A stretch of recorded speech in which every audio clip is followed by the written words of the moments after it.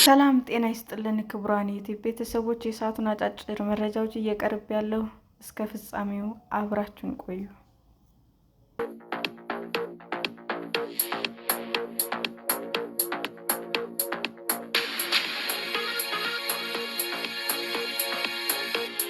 በአማራ ክልል መሀል ሳይንት ገዳም ላይ በተፈጸመ የከባድ መሳሪያ ጥቃት 6 ሰዎች መገደላቸው ተሰማ።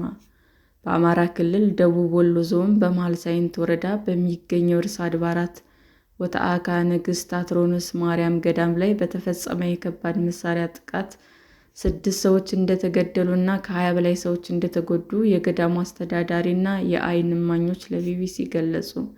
ቅዳሜ የካቲት 28 ቀን 2018 ዓ.ም ከረፋዱ 3 ሰዓት ተኩል አካባቢ በሞርታር ጥቃት እንደተፈጸመም የርዕሰ አድባራት ወተአካ ንግሥት አትሮንስ ማርያም አስተዳደር መክበብ አባ ገብረ እግዚአብሔር ኃይለማርያም ተናግረዋል። ከዕለቱ ቅዳሴ በኋላ በደረሰው ጥቃት የገዳሙ አቡነ መነኮሳት፣ ዲያቆናትና የድጓ ተማሪ መገደላቸውን የገዳሙ አስተዳዳሪ ተናግረዋል። በተፈጸመው ጥቃት አባታቸው እንደተገደሉባቸው ለቢቢሲ የገለጹት መሪጌታ ስሙር ከቤተ ክርስቲያን ጩኸት ሲሰማ እየሮጥኩ ብሄድ እንደዛ ሆኖ አገኘሁ። ብዙ አስከሬን ተመለከትኩ። አስከሬኖቹን አንስቼ ለቤተሰቦቻቸው ሰጠሁ ብለዋል። የገዳሙ አስተዳዳሪ በበኩላቸው የገዳሙ መሪጌታ የድጓ አዳራሽ እና በዕለቱ ለሙት ዓመት መታሰቢያ መባ ይዘው ወደ ገዳሙ የሄዱ አዛውንት ሴት እግራቸውና እጃቸው እንደተቆረጠ የተናገሩ ሲሆን የደብሩ ጥበቃ ደግሞ ዓይናቸውንና እግራቸውን እንዳጡ አስረድተዋል። በተጨማሪም የመሳሪያ ፍንጣሪ የመታቸው 21 ሰዎች መቁሰላቸውን አስተዳዳሪው ገልጸዋል። በወረዳው በሚገኝ እንዲሁም ደሴ ከተማ ባሉ ሆስፒታሎች ሕክምና ላይ እንደሚገኙም አክለዋል። ከቅዳሴ በኋላ የቤተ ክርስቲያኑ አገልጋዮች ለመባ በተሰባሰቡበት ወቅት ጥቃቱ እንደተፈጸመና የአካል ጉዳት የደረሰባቸው ካህናት፣ መነኮሳት፣ የአብነት ተማሪዎችና ዲያቆናት እንደሆኑም ተናግረዋል።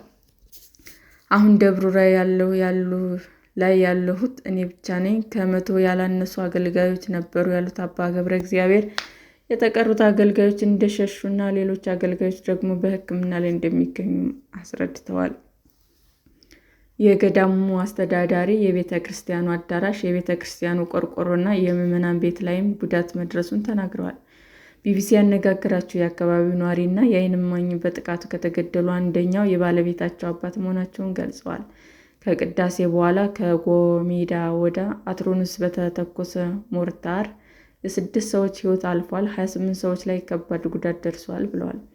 በጥቃቱ ሳቢያ የአካል ጉዳት ከደረሰባቸው ሰዎች ግማሾች እጃቸው ተቆርጧል፣ ግማሾች እግራቸው ተቆርጧል፣ ሌሎች ዓይናቸው ጠፍቷል ሲሉም አክለዋል።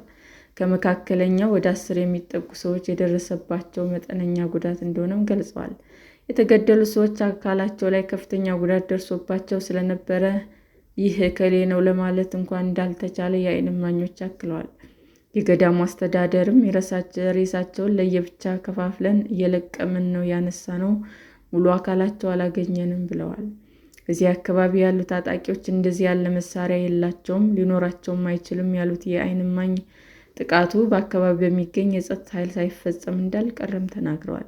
የፋኖ ታጣቂዎችና የመንግስት ኃይልን በሚንቀሳቀሱበት በዚህ አካባቢ ቢቢሲ ጥቃቱን በማን እንደተፈጸመ በገለልተኛነት ለማረጋገጥ የሚችልበት እድል የለውም። ስለተፈጸመው ጥቃት ከክልሉ እንዲሁም ከፌዴራል መንግስት በኩል እስካሁን በይፋ የተባለ ነገርም የለም። የኢትዮጵያ ኦርቶዶክስ ተዋሕዶ ቤተ ክርስቲያን በደቡብ ወሎ ዞን በሚገኝ ገዳሟ ላይ ስለደረሰው ጉዳትና የሰዎች ሞት በተመለከተ እስካሁን በይፋ የሰጠችው መረጃም የለም።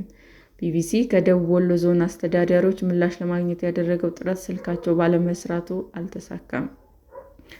ጥቃቱ የተፈጸመበት የመሀል ሳይንት ወረዳ በአጅባር ወረዳና በመካነ ሰላም ወረዳ መካከል የሚገኝ ሲሆን ከባድ መሳሪያው የተተኮሰው ከአጅባር ዝቅ ብሎ ከሚገኘው ጓሜዳ እንደሆነም የዓይን እማኙ ገልጸዋል። የመከላከያ ሰራዊት በአካባቢ በሚገኝ ጅምር ሆስፒታል እና አጅባር በሚገኝ ሙያና ቴክኒክ ተጠግተው እንደሚገኙ የተናገሩት የዓይን እማኙ ከአጅባር ወጥተው ዝቅ ብሎ ባለው ጓሜዳ የገጠር ቀበሌ ሆነው ሲያስወነጭፉ ነው የተተኮሰው ብለዋል። የገዳሙ አስተዳዳሪ የጦር መሳሪያ የወረደው ከአጅባር ነው በማለትም ገልጸዋል። ጥቃቱ ሲፈጸም በቦታው የነበሩት የገዳሙ አስተዳዳሪ መክብብ አባ ገብረ እግዚአብሔር 3 መሳሪያ ተወረወረ፣ አንደኛው ከእኛ በታች አምባ ስር አረፈ፣ ሁለተኛው አልፎ ሂደ፣ ሶስተኛው ደብሩ ላይ አረፈ ብለዋል። በተፈጸመው ጥቃት የተገደሉት መክብብ አባ ሞገስ ፍስሐ የደብሩ ቀዳሽ፣ ዲያቆን ከናፈረግብ አንዳርጌ የዕለቱ ቀዳሽ፣ እማሆይ ድንቄ ታከለ የደብሩ አቃቢ፣ ዲያቆን በለጠ አስቻለው የዕለቱ ቀዳሽ፣ ዲያቆን በአማን ገብረ ማርያም የድጓ ተማሪ እና ዲያቆን አይመር መርሻ የዕለቱ ቀዳሽ መሆናቸው ለቢቢሲ ተናግረዋል። ከተገደሉት መካከል የሶስቱ የቀብር ስነ ስርዓት የካቲት 29 ቀን 2018 ዓ.ም እዚያው ገዳም ውስጥ ተከናውኗል። ጥቃቱ ለምን እንደተፈጸመ የማናውቀው ነገር የለም ያሉት የገዳሙ አስተዳዳሪ የከባድ መሳሪያ መጥቶ ሲጨፈጭፈን አየን እንጂ ለኢትዮጵያና ለዓለም መጸለያችንና ስርዓተ እግዚአብሔር ማድረሳችን ብቻ ነው የምናውቀው፣ ጉዳትና ውድመት ይደርስብናል ብለን የምናስበው የለም ሲሉም አስረድተዋል። የዓይን እማኙ በበኩላቸው ገዳሙ በደን የተከበበ በመሆኑ ጫካ ውስጥ ታጣቂዎች ይኖራሉ በሚል ሆን ተብሎ የተፈጸመ ነው ብዬ ነው የምገምተው ብለዋል። ቅዳሜ የካቲት 28 ቀን 2018 ዓ.ም ጥቃቱ ከተፈጸመ አንስቶ በመሃል ሳይንት አካባቢ በተከታታይ ሲተኮስ ነበረ ሲሉም አክለዋል። ከዚህ ቀደም በደቡብ ወሎ ዞን መሃል ሳይንት ወረዳ ህዳር 30 ቀን 2016 ዓ.ም በተፈጸመ 2 የድሮን ጥቃት በርካታ ሰዎች መገደላቸውን ነዋሪዎች ለቢቢሲ መናገራቸው ይታወሳል። በዞኑ ልዩ ስማቸው መሳለሚያና ቀይ ዋሻ በተባሉ አካባቢዎች ላይም በተፈጸሙት የድሮን ጥቃቶች የተገደሉ ሰዎች በተመለከተ ትክክለኛ አሃዝን ለማወቅ ባይችልም የሟቾች ቁጥር 40 እንደሚደርስ ቢቢሲ ያነጋገራቸው 5 የአካባቢው ነዋሪዎች ገልጸው ነበረ። 3 ዓመት ሊሞላው በተቃረበው በመንግስት ኃይሎች እና በፋኖ ታጣቂዎች መካከል በአማራ ክልል ውስጥ እየተካሄደ ባለው ግጭት መካከል በሚፈጸሙ ጥቃቶች በሰላማዊ ሰዎች እና በተቋማት ላይ ጉዳት መድረሱን የመብት ተቋማት ሪፖርት ሲያደርጉ መቆየታቸው ይታወሳል።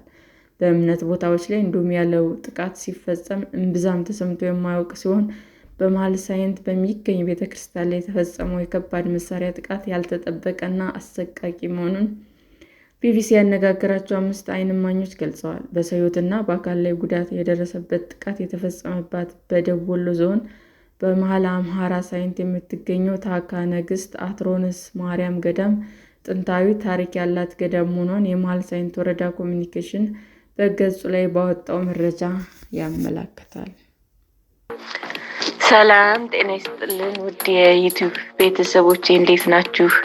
አዲስ ጀማሪ ነኝና ሰብስክራይብ ያደረጋችሁ አበረታቱኝ። አመሰግናለሁ።